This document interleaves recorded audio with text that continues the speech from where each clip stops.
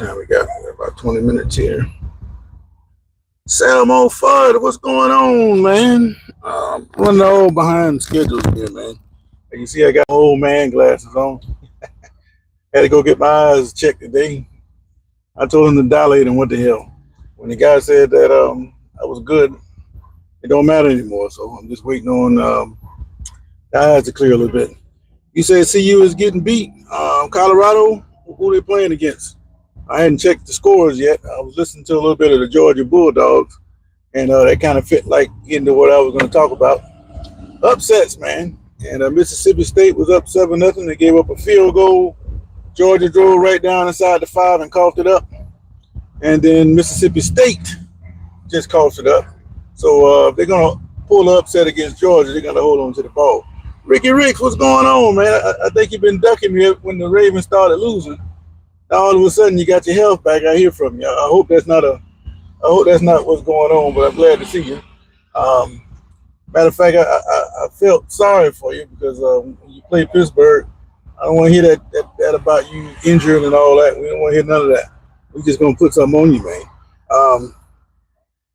Well, Colorado and West Virginia is actually a pretty good matchup, but the thing is, West Virginia, they're starting to play a little bit better. And I don't know if it took them that long to get reaccustomed to Rodriguez, but he's going to turn that program around if they don't fall apart and trip out. So you say you're working overnight now? Well, I know how that is. I used to work overnight for a minute. About 3 o'clock in the morning, you hit the wall, and then, you struggle through that till about 5 o'clock, then you start waking up again.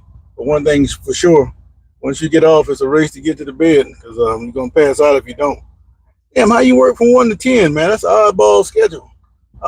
So do you get any sleep at all? I mean, if you're working 1 to 10, you can't get 8 hours sleep because you don't have much time to do nothing else. I figure you probably hit the sack about 6, get up about 11:30. That'll give you about 5.5 hours. You should be able to handle that.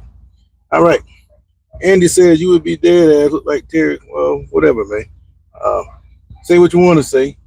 I don't have any problems with getting older. All this is just a little eyeglass they give you when you come out from getting your eyes dilated. So the man gave me a positive bill, so I don't give a damn what I look like. I'm all right. Let the women worry about it. So you only get 5.5 hours? Well, I met a dude who told me he worked 10 hours a day every day. You don't never get no damn sleep. I like to work and get a little bit of money, but I don't want to work like that. But I'm not through with your Ravens, man. You got a big game tomorrow with the Vikings. And a lot of people think that the Ravens, or they want the Ravens to automatically be 100% just because you got your quarterback back. But as I watched that game with the Dolphins last week, you guys can't stop the run, man.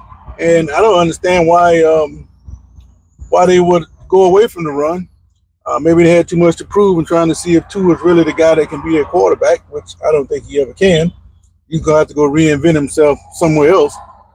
But the Ravens going to have a problem. And if the Vikings saw what I saw, they're going to get a heavy dose of the running game and make Baltimore get in that box and put pressure on that secondary that we know can't cover. Matter of fact, the only teams that I know that's worse than the Ravens defense, Cowboys, and the Bengals, and that's no particular order. All right. Don, is my country, it's night. Well, good, Don. Don, so you're in El Salvador is what you're saying?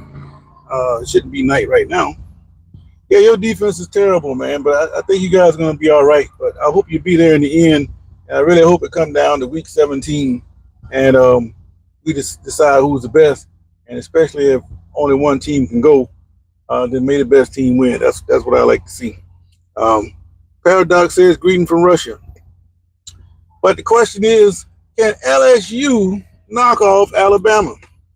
There's been all kind of stuff going on at LSU since they fired their coach, Brian Kelly.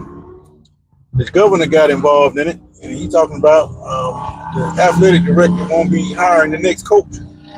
Now, the man got a great track record at LSU. He hired a couple coaches that did win some national championships there, and then baseball and basketball.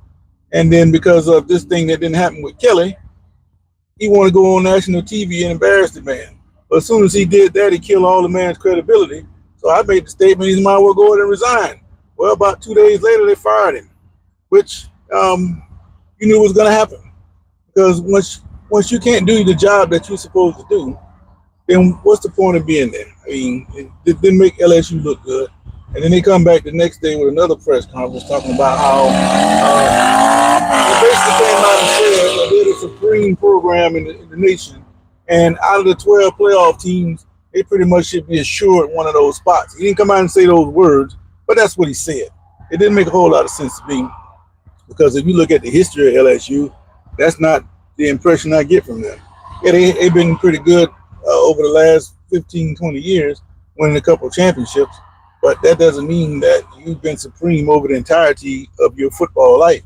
If you want to talk that kind of way, then the bell cow of the SEC is always, and I've got a feeling that it's always going to be as long as there's football, Alabama holds that spot. And that's just the way it is, LSU. And now they're talking about they don't want to pay the coach uh, guarantees, long contract guarantees, like they did with Kelly, because you have to pay him $50 million on the buyout. And the governor say it's just why should we pay somebody for failure? Which I kind of understand that, but at the same time, if everybody else is getting guaranteed, who do you think you're going to attract to come to a situation like that? If you're not going to pay the guarantees, it don't make a whole lot of sense. JC, what's going on, man? Well, I don't know if they had to fire him, but I think that if I'm Kelly, I wouldn't give a damn if you did fire me because, like I said, you got to pay me $50 million, and then when you get fired and they owe you that kind of money, they have to pay you half of it within 30 days. So let's just say you got fired last week. How much? This is going to have a very great Thanksgiving. How about that? And 25 million minus taxes. You should have at least $15 million hit his bank account. So does he really care if he gets fired? I wouldn't care. And Billy Napier, he's getting 21 million. He don't care. A couple other coaches getting buyouts. So it's going to be great. But the problem is the players that are left behind are the ones that don't make the plays. Case in point, I mentioned Billy Napier and the Gators. They fired the Florida coach after winning the game. They went on a bye week. Georgia didn't quite know what they were going to get. They came out and they gave Georgia a great game for 3.5 quarters. When they absolutely had to make a play, they didn't make the play. Not on offense, not on defense. And they did that with Billy Napier. They did that with the interim. And the point is this. I don't give a damn what you do coach-wise. You can tell him everything, show him every situation, but that kid's got to go out there and play. And if he blows it, he blows it. And the difference between an average team and a great team, the average team blow far more plays than the great ones. And if you're lucky enough to be the coach of that, great. But the average coach, it's not going to work out in your favor. And they'll end up firing you like they did Napier and Kelly. They come out and talk about how the team was a toxic environment and ex-players talking out against him. And, man, they don't want to hear none of that, man. If it was so toxic, talk about him when he's there. Let's get this resolved so we can move forward. So now the question is, who's going to take over LSU? Meanwhile, those same players that are left behind, they got to come together, and they need to find out if they're going to be able to compete against Alabama tonight. Alabama cannot make the mistake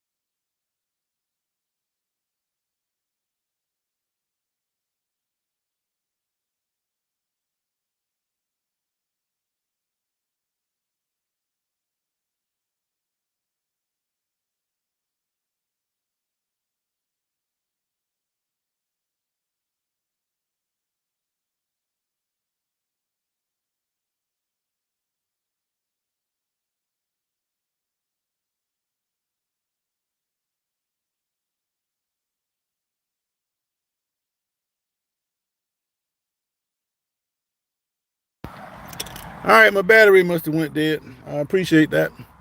Um, what I was saying was the president at Rutgers now used to be the president at LSU, and he's the guy that was helped to bring in Brian Kelly, and he was giving insight on what went down. He basically was saying that when they hired Kelly, they were looking for a coach that had like 10 wins at more than one stop, and Kelly qualified for that. Then he also went on to say that when you hire these guys, there's no guarantee that they're gonna do what you think they're gonna do. It's a shot in the dark. So these people with these unrealistic expectations at places like LSU, they need to take a step back because it's not reality.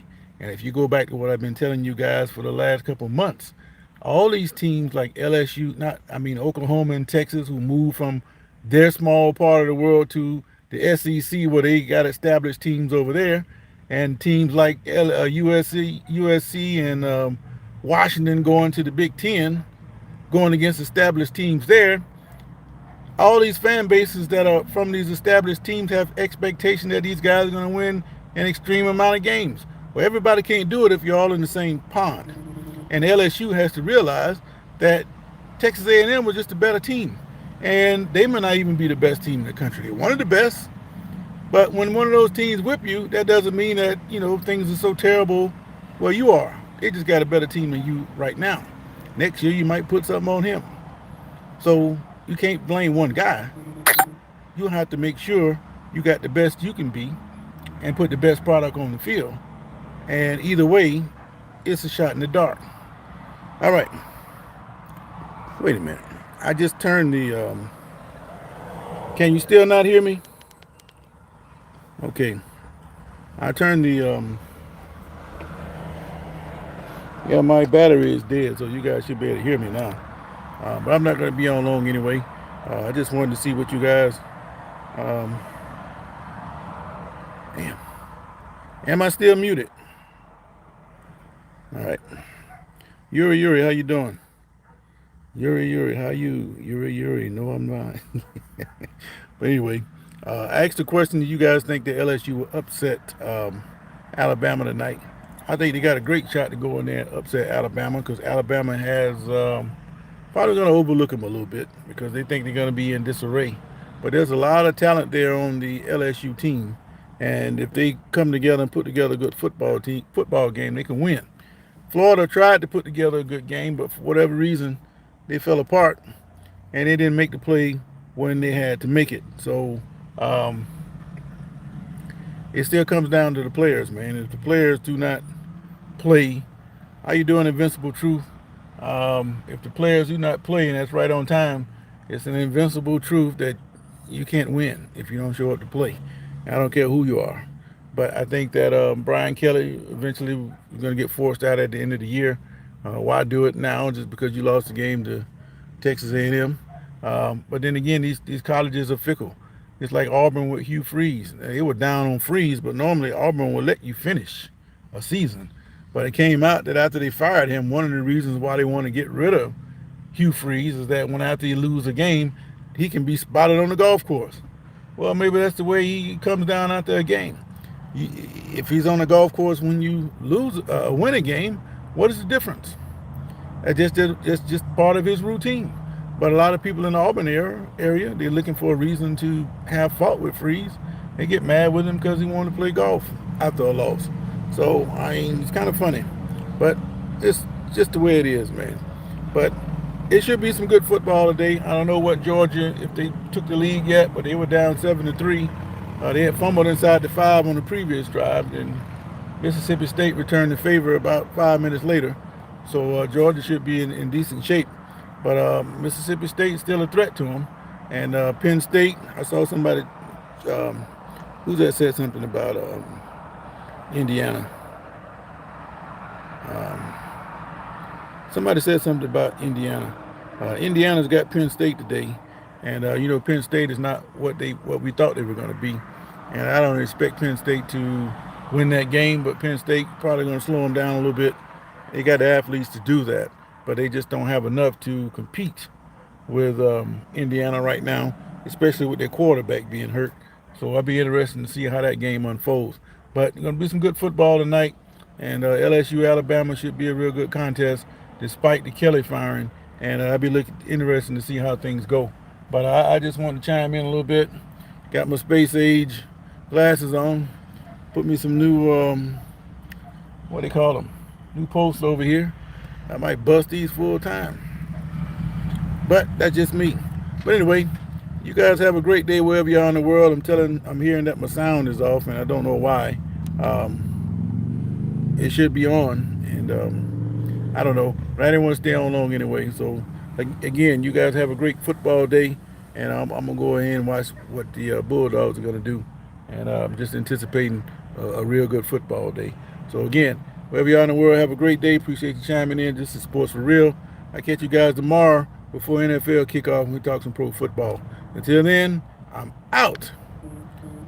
And the Steelers, we're going to the playoffs, man.